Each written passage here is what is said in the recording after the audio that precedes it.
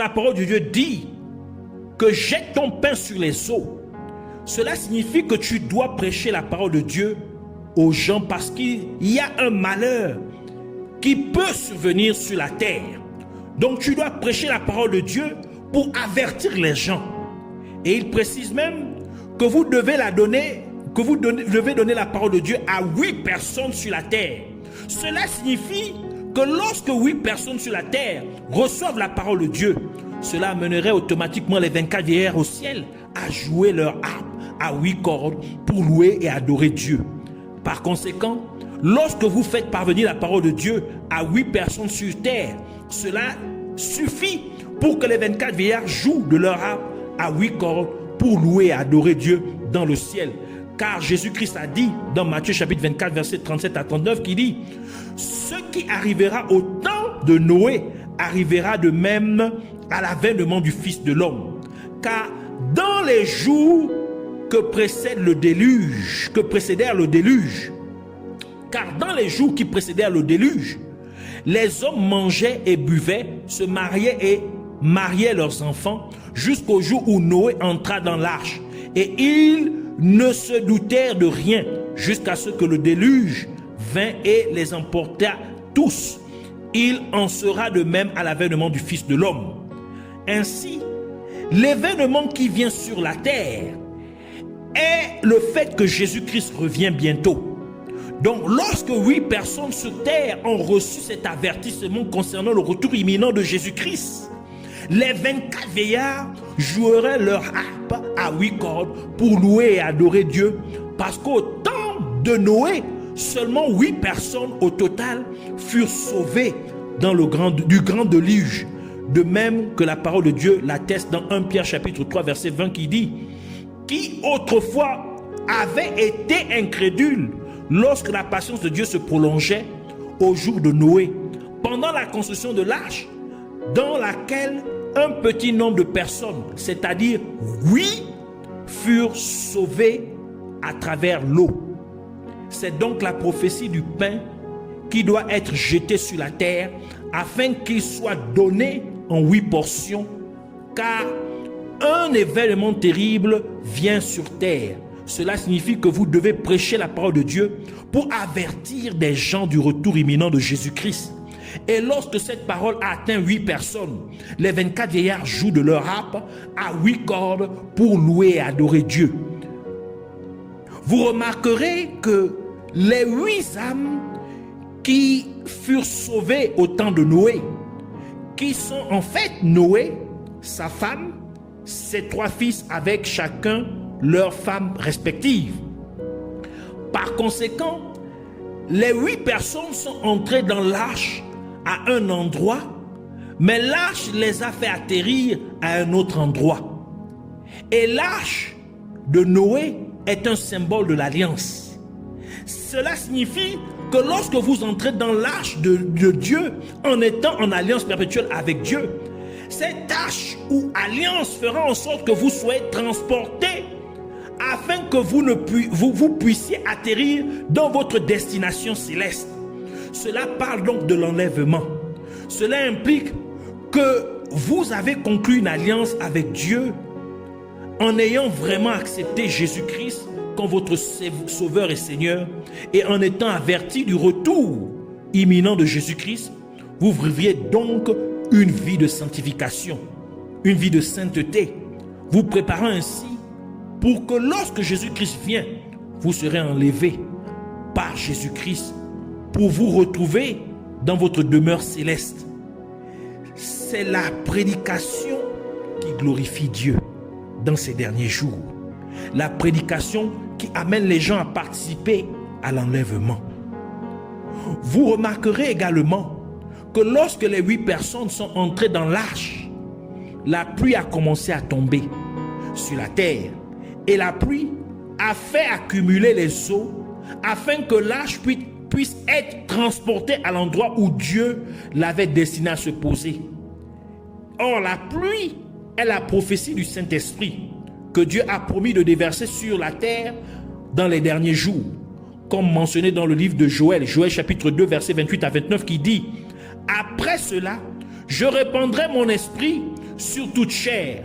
Vos fils et vos filles prophétiseront, vos vieillards auront des songes et vos jeunes gens des visions.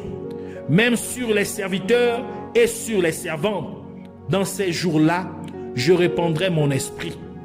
Cela implique donc que lorsque vous entrez dans une alliance à vie avec Dieu, Dieu déversera son Saint-Esprit sur vous, afin qu'à la seconde venue de Jésus-Christ, le Saint-Esprit vous fasse monter dans les airs pour rencontrer le Seigneur Jésus-Christ dans les airs, afin que vous puissiez être enlevés, comme le déclare la parole de Dieu dans 1 Thessaloniciens chapitre 4 verset 17 qui dit: ensuite, nous les vivants qui serons restés, nous serons tous ensemble enlevés avec eux sur des nuées à la rencontre du Seigneur dans les airs. Et ainsi, nous serons toujours avec le Seigneur. C'est pourquoi diverses espèces d'animaux sont également entrés dans l'arche. C'est pour prophétiser que les gens de races, de couleurs et de langues diverses, qui auraient chacun conclu une alliance avec Dieu, seraient tous enlevés. Et c'est pourquoi la parole de Dieu dit dans Galates chapitre 3 verset 28: il n'y a ni juif ni grec, il n'y a plus ni esclave ni libre, il n'y a plus ni homme ni femme, car tous vous êtes un en Jésus-Christ. Dieu a demandé à Noé d'utiliser le bois de gopher pour construire l'arche, comme mentionné dans le livre de Genèse chapitre 6 verset 14 qui dit: fais-toi une arche de bois de gopher, tu disposeras cette arche en cellules et tu l'enduiras de poids en dedans et en dehors. Et ce qui est spécifique au bois de gopher, c'est le fait qu'il s'agit du type de bois le plus léger. Ainsi, Dieu demande à Noé de faire une arche de bois de gopher afin que l'arche soit facilement emportée par les eaux qui résultaient de la pluie. Cela implique que pour que vous soyez enlevés par Jésus-Christ, vous devez être léger et vous devez vous débarrasser de vos fardeaux. Vous devez vous débarrasser du péché. Ainsi, débarrassez-vous des mensonges, débarrassez-vous de la tricherie, débarrassez-vous de la fornication, débarrassez-vous de l'ivresse, débarrassez-vous de l'adultère, débarrassez-vous de la sorcellerie, débarrassez-vous de l'idolâtrie, ainsi de suite. Allégez-vous. Et c'est pourquoi Jésus-Christ a dit dans Matthieu chapitre 11 verset 28 à 30: venez à moi, vous tous qui êtes fatigués et chargés, et je vous donnerai du repos. Prenez mon joug sur vous et vous recevrez recevez mes instructions, car je suis doux et humble de cœur, et vous trouverez du repos à vos âmes, car mon joug est doux et mon fardeau léger. C'est donc le but principal de l'effusion du Saint-Esprit, c'est que les gens soient transportés vers la montagne de Dieu, tout comme les 8 personnes qui furent entrées dans l'arche du temps de Noé furent transportés vers le mont Ararat. Genèse chapitre 8 verset 4 qui dit: le 7e mois, le 17e jour du mois, l'arche s'arrêta sur les montagnes d'Ararat. Et pour que le Saint-Esprit nous transporte sur la montagne de Dieu, il faut être léger en s'étant débarrassé du poids du péché. Et c'est pourquoi la parole de Dieu dit dans Psaume 24 verset 3 à 5: qui pourra monter à la montagne de l'Éternel? Qui s'élèvera jusqu'à son lieu saint? Celui qui a les mains innocentes et le cœur pur, celui qui ne livre pas son âme au mensonge et qui ne jure pas pour tromper. Il obtiendra la bénédiction de l'Éternel, la miséricorde de Dieu de son salut. Et encore, après avoir parlé de la venue du royaume de Dieu, Jésus-Christ a attendu 8 jours pour aller prier sur le mont Tabor. Et pendant qu'il priait, son visage a changé et ses vêtements étaient blancs et scintillants. Luc chapitre 9, verset 28 à 33, qui dit, environ 8 jours après qu'il eut dit ces paroles, Jésus prit avec lui Pierre, Jean et Jacques, et il monta sur la montagne pour prier. Pendant qu'il priait, l'aspect de son visage changea, et son vêtement devint d'une éclatante blancheur. Et voici, 2 hommes s'entretenaient avec lui. C'étaient Moïse et Élie, qui, apparaissant dans la gloire, parlaient de son départ qu'il allait accomplir à Jérusalem. Pierre et ses compagnons étaient appesantis par le sommeil, mais s'étant tenus éveillés, ils virent la gloire de Jésus et les 2 hommes qui étaient avec lui. Au moment où ces hommes se séparaient de Jésus, Pierre lui dit, « Maître, il est bon que nous soyons ici. Dressons 3 tentes, une pour toi, une pour Moïse et une pour Élie. » Et il ne savait ce qu'il disait. Par conséquent, Jésus a dû attendre 8 jours pour que son visage soit changé, sachant que le chiffre 8 est le chiffre de la circoncision, c'est-à-dire c'est le chiffre de l'alliance avec Dieu, c'est le chiffre du nouveau commencement, c'est le chiffre de l'enlèvement. Ainsi, en attendant 8 jours pour être transfiguré, après avoir parlé du royaume de Dieu, Jésus-Christ confirmait en fait la nécessité pour vous d'être circoncis du cœur, ce qui signifie que vous devez entrer dans une alliance à vie avec Dieu afin que vous soyez transfigurés en étant enlevés par la venue de Jésus-Christ. Et c'est pourquoi la parole de Dieu dit que nous serons changés en un clin d'œil, tel que décrit l'apôtre Paul dans 1 Corinthiens chapitre 15 versets 51 à 53 qui dit, « Voici, je vous dis un mystère, nous ne mourrons pas tous, mais tous nous serons changés en un instant, en un clin d'œil, à la dernière trompette. La trompette sonnera et les morts ressusciteront incorruptibles. Et nous serons changés. Car il faut que ce corps corruptible revête l'incorruptibilité et que ce corps mortel revête l'immortalité. » Alors que Jésus-Christ priait sur le mont Tabor, Moïse et Élie vinrent lui parler. Or, Moïse représente la loi, car la loi est venue à travers Moïse, comme le déclare le livre de Jean, dans Jean chapitre 1 verset 17 qui dit, « Car la loi a été donnée par Moïse, la grâce et la vérité sont venues par Jésus-Christ. » Et Élie représente les prophètes, car Élie était un prophète de Dieu.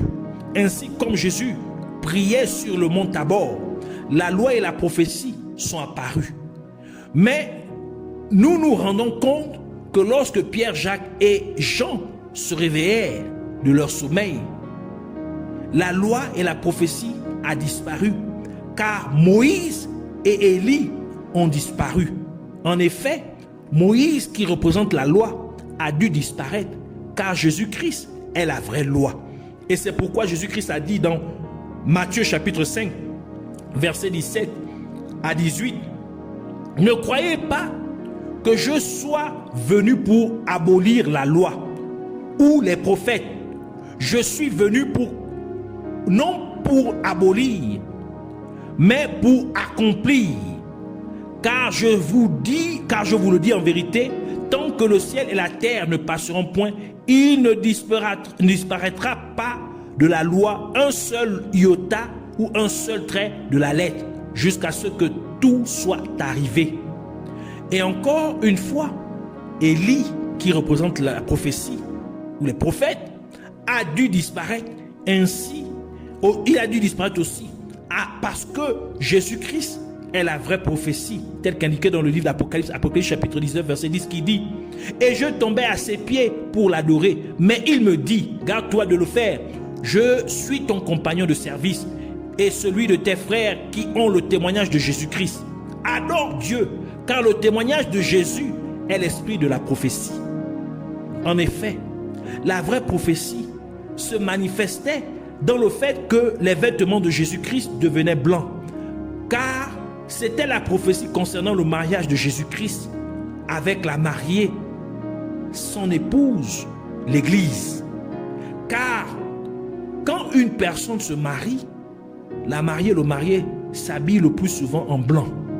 Et cette prophétie est confirmée dans le livre d'Apocalypse, Apocalypse chapitre 19, versets 7 à 8, qui dit: réjouissons-nous et soyons dans l'allégresse et donnons-lui gloire, car les noces de l'agneau, ici l'agneau de Dieu qui est Jésus-Christ, sont venues et son épouse s'est préparée. Et il lui a été donné de se revêtir d'un fin lin éclatant, pur, d'autres versions disent blanc, car le fin lin, ce sont les œuvres justes des saints. Ainsi, si vous faites vraiment partie de l'épouse de Jésus-Christ, assurez-vous de vous préparer en rendant vos vêtements blancs. En d'autres termes, vous devez vivre une vie de sainteté.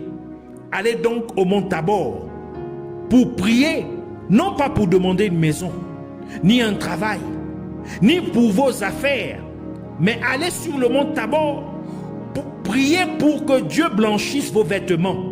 Priez pour que Dieu vous délivre du tabagisme et de la drogue. Priez pour que Dieu vous délivre de l'ivresse. Priez pour que Dieu vous délivre de la sorcellerie. Priez pour que Dieu vous délivre de la jalousie. Priez pour que Dieu vous délivre des commérages et des mensonges, qui vous délivre de la calomnie. Priez pour que Dieu vous donne la victoire sur le péché. Car la parole de Dieu dit dans Apocalypse chapitre 3 verset 5, celui qui vaincra sera revêtu ainsi de vêtements blancs. Et quand vous aurez blanchi vos vêtements, cela amènerait les 24 vieillards à louer et à adorer Dieu avec leur harpe à 8 cordes. Et c'est pourquoi Jésus-Christ a donné la parabole suivante, dans laquelle un homme fut chassé parce qu'il n'avait pas d'habit de noces. C'était pour dire qu'il n'avait pas de vêtements blancs. Matthieu chapitre 22 verset 8 à 14 qui dit: alors il dit à ses serviteurs, les noces sont prêtes, mais les conviés n'en étaient pas dignes. Allez donc dans les carrefours et appelez aux noces tous ceux que vous trouverez.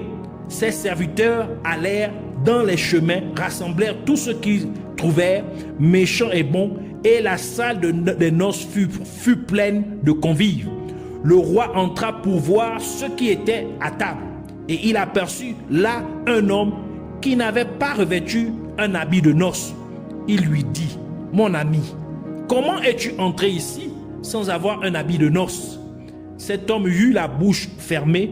Alors le roi dit aux serviteurs: liez-lui les pieds et les mains et jetez-le dans les ténèbres du dehors, où il y aura des pleurs et des grincements dedans, car il y a beaucoup d'appelés mais peu d'élus.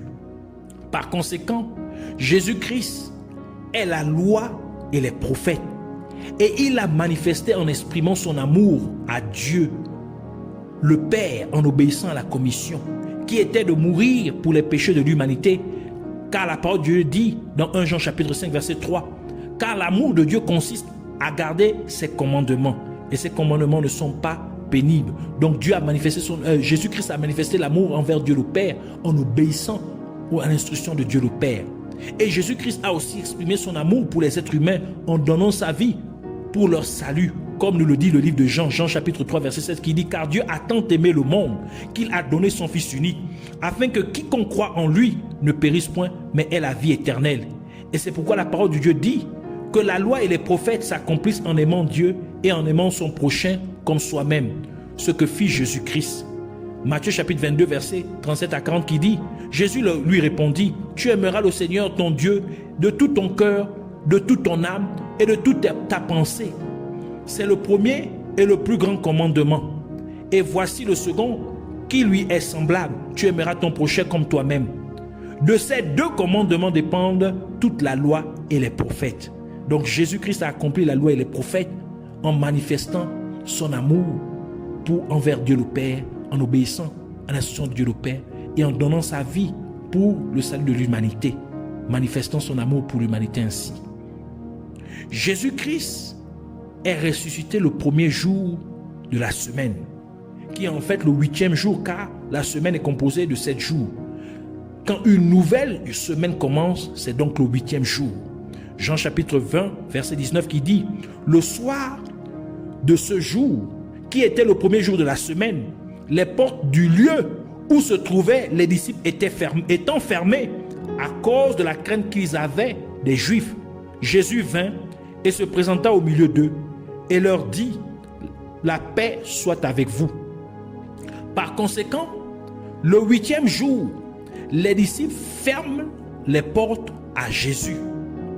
C'est un sérieux avertissement à l'Église, afin qu'elle soit très prudente, car de nombreux croyants fermeront les portes de leur cœur dans les derniers jours, car le chiffre 8 est le chiffre de l'enlèvement. Et Jésus-Christ viendra donc pour enlever son Église. Mais beaucoup de croyants seront laissés pour compte parce qu'ils auraient fermé les portes de leur cœur en ce qu'ils ne croient pas au retour imminent de Jésus-Christ. Et c'est pourquoi Jésus-Christ dit ce qui suit dans Apocalypse chapitre 3 verset 20. Voici, je me tiens à la porte et je frappe. Si quelqu'un entend ma voix et ouvre la porte, j'entrerai chez lui, je souperai avec lui et lui avec moi. Il faut donc croire au fait que le retour de Jésus-Christ est très imminent. L'enlèvement est très proche. Ne faites pas comme Thomas, qui voulait d'abord voir avant de croire qu'effectivement Jésus-Christ était ressuscité. Et de nouveau, Jésus-Christ vint 8 jours plus tard pour prouver à Thomas qu'il avait tort de chercher à voir avant de croire. Jean chapitre 20, verset 24 à 29 qui dit, Thomas appelé Didyme, l'un des 12, n'était pas avec eux lorsque Jésus vint. Les autres disciples lui dirent donc, nous avons vu le Seigneur. Mais il leur dit, si je ne vois pas dans ses mains la marque des clous, et si je ne mets pas mon doigt dans la marque des clous, et si je ne mets pas ma main dans son côté, je ne croirai point. 8 jours après, les disciples de Jésus étaient de nouveau dans la maison et Thomas se trouvait avec eux. Jésus vint, les portes étant fermées, se présenta au milieu d'eux et dit, la paix soit avec vous. Puis il dit à Thomas, avance ici ton doigt et regarde mes mains. Avance aussi ta main et mets-la dans mon côté. Et ne sois pas incrédule, mais crois. Thomas lui répondit, mon Seigneur et mon Dieu. Jésus lui dit, parce que tu m'as vu, tu as cru. Heureux ceux qui n'ont pas vu et qui ont cru. Ainsi, n'attendez pas de voir l'enlèvement se produire pour croire qu'il se produira bientôt. N'attendez pas que l'enlèvement ait lieu pour pouvoir rendre vos vêtements blancs. N'attendez pas que l'enlèvement ait lieu avant de pouvoir abandonner vos péchés. Car lorsque l'enlèvement aura lieu, il serait trop tard et vous seriez laissés pour compte. Par conséquent, pour ceux qui croient au retour imminent de Jésus-Christ et gardent les portes de leur cœur ouvertes, se préparant ainsi à l'enlèvement en vivant une vie de sainteté pour ces croyants, les 24 vieillards jouent de leur harpe à 8 cordes pour louer et adorer Dieu. La terre est à l'intérieur d'un système solaire. Donc le soleil éclaire toute la terre. Et plus on est proche du soleil, plus il est rayonnant, plus il brille sur vous. Et nous remarquons que sur le mont Tabor, les vêtements de Jésus-Christ scintillaient. Cela est dû au fait que le pied de Jésus-Christ est sur le point de se poser sur terre. En d'autres termes, il ne nous reste plus que très peu de temps avant que le Seigneur Jésus-Christ ne revienne sur la terre pour enlever son Église. Il ne reste plus qu'à Jésus-Christ de poser son pied pour que l'enlèvement ait lieu. Jésus-Christ est à un demi-pas d'entrer dans notre système solaire. C'est pourquoi ses vêtements brillaient ou scintillaient au mont Tabor, pour dire que l'enlèvement est très imminent. C'est pourquoi nous voulons prier. Abba Père, Dieu Tout-Puissant, ce seul et véritable Dieu, Roi de gloire, autorité suprême, Dieu redoutable. Je te remercie pour ta sagesse et ta connaissance infinie. Merci pour ta sainte parole qui m'a été communiquée au nom de Jésus-Christ. Je te prie pour que tu m'aides, Père Céleste, à être un instrument de ta gloire. Aide-moi à contribuer à l'orchestre céleste en me faisant agir, parler et me comporter sur la terre d'une manière qui amènerait les 24 vieillards à jouer de leur harpe à 8 cordes pour te louer et t'adorer. Par conséquent, fais-moi agir de manière à ce que les 24 vieillards au ciel jouent de leur harpe afin que je puisse trouver l'eau et le pain de la parole, de ta parole, afin que la soif et la famine de ta parole soient complètement étanchées sur la terre au nom de Jésus-Christ. Et c'est pourquoi fais que moi aussi, je sois vraiment circoncis du cœur, ayant accepté Jésus-Christ comme mon Sauveur et Seigneur, et ayant aussi abandonné toutes mes mauvaises voies pour marcher dans tes voies en obéissant complètement à ta parole. Et pendant que je le fais, que les 24 vieillards au ciel célèbrent en te louant et en t'adorant avec leur harpe à 8 cordes. Et comme je suis maintenant dans une alliance perpétuelle avec toi, Père Céleste, déverse ton Saint-Esprit sur moi, afin que l'eau du Saint-Esprit me transporte vers ma destination céleste au nom de Jésus-Christ. Ainsi, que je puisse être libre de tout fardeau du péché, afin que je puisse être très léger, afin que je sois facilement transporté dans les airs par ton Saint-Esprit, pour te rencontrer, Seigneur Jésus-Christ, dans les airs, afin d'être enlevé par toi. Ainsi, je prie pour que tu me délivres de toutes sortes de péchés au nom de Jésus-Christ. Et encore, fais que je sois fructueux en ce que je gagne des âmes pour le Christ, amenant d'autres personnes à accepter aussi Jésus-Christ en vérité comme leur Sauveur et Seigneur, afin que je puisse régulièrement faire en sorte que la louange et l'adoration te soient données au ciel par les 24 vieillards. Et je prie aussi, Abba Père, que les 24 vieillards te louent et t'adorent aussi au ciel avec leur harpe à 8 cordes, alors que tu fais en sorte que chacun de mes enseignements et de mes prédications atteigne au moins 8 personnes sur terre au nom de Jésus-Christ. Et pendant que je prêche et j'enseigne ta parole, laisse-moi les avertir de ton retour imminent, Seigneur Jésus, afin que les gens se préparent en rendant leurs vêtements blancs, se débarrassant ainsi de tout péché dans leur vie respective au nom de Jésus-Christ. Et de plus, fais que je garde constamment mon vêtement blanc, afin qu'après avoir prêché aux autres, je ne sois ni rejeté, ni empêché d'entrer dans ton royaume céleste. Je te remercie, Abba Père, Roi des rois et Seigneur des seigneurs. Merci parce que tu l'as fait. Puisses-tu ainsi recevoir toute la gloire et l'honneur pour toujours et à jamais, au nom de Jésus-Christ.